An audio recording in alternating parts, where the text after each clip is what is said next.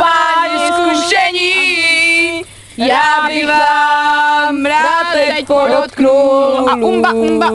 A nikdo z vás nemá tušení, že v dálce stojí malý úl.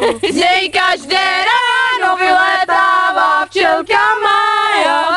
Bam, bam, bam. Malá uličnice včelka Mája. Ráno vylétává včelka Mája.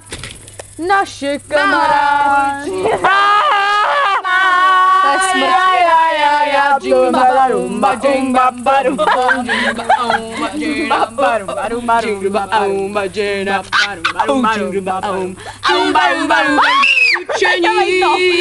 Páni zkušení. Jo, tak to tam ale není.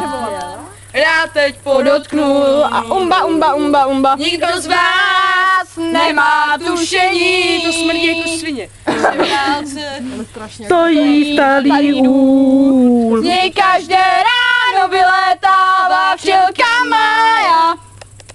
Naše uličnice včelka Mája. Z něj každé ráno vylétává včelka Mája. Pam, naše kamarádka včelka Mája.